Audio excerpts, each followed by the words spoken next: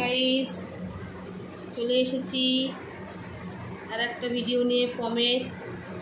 আচ্ছা শোনো, আজকে খুব একটা জরুরি কথা বলছি। সেটা হচ্ছে গিয়ে, তোমরা তো সবাই জানো যে পমের এই ডিসেম্বর মাস আসলে, ডিসেম্বরের 7 তারিখ আসলে ও 3 বছর বয়স, 3 বছরে পা দেবে। ঠিক আছে, তো আমি ছেলের মা। ঠিক আছে, আমি ছেলের মা। তো আমি আমার ছেলের জন্য, এই সুপুত্রর জন্যে একটি সুপুত্রী দরকার, বৌমা, একটা পাত্রী দরকার। ঠিক আছে, তবে আমাদের কিছু ডিমান্ড আছে। সেটা হচ্ছে গিয়ে এমন বৌমা হবে বা এমন শাশুড়ি হবে যেন জামাইকে যেন একটু খাইয়ে দিতে পারে। ঠিক আছে, আর বৌমা যেন একটুখানি খাওয়ানো দাওয়ানোগুলো শেখাতে পারে। আর সে বৌমা যদি এখন তাকেও যদি এইরকম হয়, তাহলে আর দেখতে হচ্ছে না, আমার কপাল খুলে গেল। ঠিক আছে, তো হচ্ছে গিয়ে আমার সুপুত্র সব কথা বোঝে, ওর নামে বলা হচ্ছে বলে এখন উল্টো দিকে মুখ করে আছে। ঠিক আছে, ও সব বোঝে যে ওর নামে কিছু বলা হচ্ছে। তো আর ক্যামেরার দিকে এখন মুখ করবে কি না জানি না। ঠিক আছে, তো আমার সুপুত্র টক দই খেতে খুব ভালোবাসে। যেটাই ভালোবাসুক না কেন, ওকে খাইয়ে দিতে হবে, নিজে খাবে না, থালা মুখ দিয়ে সরিয়ে দেয়। কি এত বড় আস্পর্ধা, আমাকে নিজে হাতে খেতে হবে? হ্যাঁ দেখো, ও আর তাকাবে না কিন্তু। হ্যাঁ, ও আর ক্যামেরার দিকে এখন তাকাচ্ছে না। ও এখন জানে যে মা এখন আমার নামে লজ্জা পাচ্ছে, এখন মা আমার নামে এখন পাত্রী খুঁজছে আমার জন্যে। হ্যাঁ, আমার দাদারই এখনো বিয়ে হলো না, আর আমার জন্যে মা পাত্রী খুঁজছে। ঠিক আছে, একটু লজ্জা পাচ্ছে, বুঝেছো বন্ধুরা, একটু লজ্জা পাচ্ছে।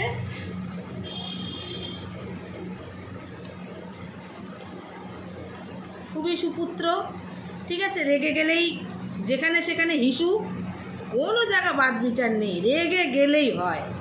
ঠিক আছে, রাস্তার কালু দাদাদের একদম বরদাস্ত করতে পারে না। ঘরের সামনে কেন, ঘরের সামনে আসলে সহ্য করতে পারবে না। কোনো গাড়ি এসে দাঁড়াতে পারবে না দরজার সামনে, গেটের সামনে। কোনো গাড়ি সাইকেল, তারপরে হচ্ছে গিয়ে কালু দাদা, বিলাল দাদা, এরা কেউ আসতে পারবে না। ঠিক আছে, তোমরা শুধু ওর মুখটা খালি দেখবে। হ্যাঁ, ওর মুখটা খালি দেখো। এমনি সময় যখন শর্ট ভিডিও বানাচ্ছি, এমনি ব্লগ ভিডিও বানাচ্ছি, ও কিন্তু ফোনের দিকে তাকে। আজকে ওর নামে বলছি, ওকে নিয়ে বলছি, সেই জন্য আর ফোনের দিকে এখন তাকাবেই না। এখন খুব দেখো, ভেবে চিনতে ও তাকাবে এখন।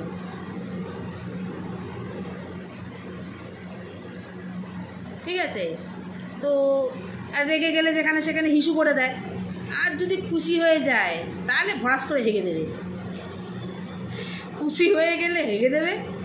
আর বিশাল লেগে গেলে যেখানে সেখানে আমি আজকে মুতে ফেলবই, কিচ্ছু করার নেই, কেউ আমাকে আটকাতে পারবে না, এরকম একটা ব্যাপার।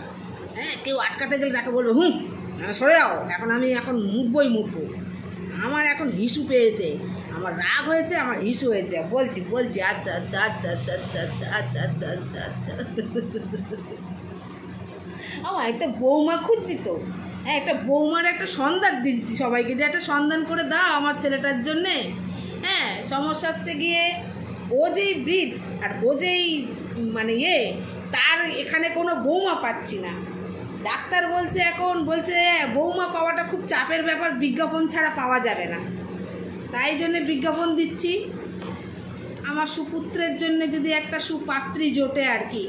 তো একটু বলবেন, একটুখানি, বেশি কিছু নেবো না।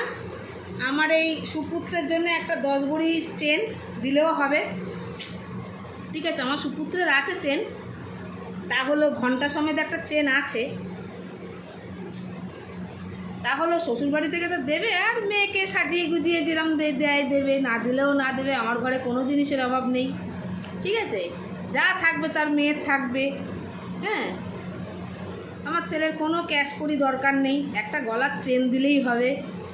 এত বলতে পারে যে শ্বশুর বাড়ি থেকে পেয়েছি আর কি, ঠিক আছে।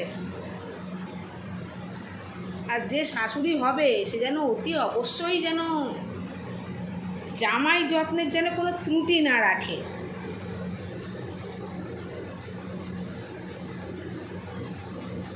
ঠিক আছে। আর যৌতুকে একটা এসি দিলেও চলবে, জামাই একদম গরম সুতো। আর হ্যাঁ, যে ঘরে মানে মেয়ের সন্ধান দেবেন সেই ঘরে যেন অতি অবশ্যই একটা এসি থাকা দরকার, নাহলে আমার সুপুত্র আবার থাকতে পারবে না। উনি একটু ঠান্ডা প্রিয় মানুষ, বুঝতে পেরেছেন তো, শীতকালেও গরম লাগে, এরকম একটা ব্যক্তি এমনি। আর ফোনের দিকে তাকাচ্ছে না, কম কিন্তু আর ফোনের দিকে তাকাবে না, অন্যদিকে দাঁত বার করে করে হাসবে, তাকাবে না। এদের দাঁত বার করে করে হাসতে দেখেছো কি বাবা, একটা পাত্রীর সন্ধান খুঁজছি। হ্যাঁ, বিয়ের বয়স হয়ে যাচ্ছে তো, 3 বছর বয়স হয়ে যাচ্ছে, 3 বছর বয়স হয়ে যাবে। এখন থেকে বৌমা দেখাশোনা না করলে তো তাহলে তো মুশকিল আছে। আমার ছেলে প্রেম টেম করবে না, ঠিক আছে, খুবই ঘরোয়া ছেলে, সুপুত্র বলেছি আমি আগে, কুপুত্র না, সুপুত্র। খুব কথা শোনে, মার কথা খুব শোনে। হ্যাঁ, ঘরে মাকে ছাড়া কারুর কথা কানেও নেয় না, শোনেও না, ঠিক আছে। সব কিছু মা যেটা বলবে সেটাই শুনবে, মানে আমার মা ছাড়া কিছু শোনে না, মা ছাড়া কিছু বোঝে না, মা ছাড়া কিছু শোনে না, মার কথা। সবাই আছো ঠিক আছে, কথা শোনার বেলা কারুর কথা না, সবার সঙ্গে বেয়াদবি করবে, একমাত্র মার সাথেই, মার কাছেই শোনা হয়ে থাকবে। সারা লোক চিল্লে চিল্লে গলা ব্যথা হয়ে যাবে, আর কিছু বেরোবে না, খাবার দেখলেই খাটের তলায় ঢুকে থাকবে। একমাত্র যদি আমি খাবার নিয়ে বসি তখন সোনা ছেলের মতন একেবারে এসে বসে যাবে। একটা জিনিস লক্ষ্য করবে, ওকে নিয়ে কিন্তু ব্লগ ভিডিও বানাই আমি, ঠিক আছে, তখন কি এই শর্ট ভিডিও বানাই, তখন দেখবে ফোনের দিকে কটকট করছে আছে। এখন যেহেতু ওকে নিয়ে কথা বলছি, মা তো আমাকে নিয়ে এই ভিডিও করছে, মানে মা আমার নামে কিছু না কিছু একটা দুর্নাম করছে, এইটাই ওর ধারণা। দেখি খাও,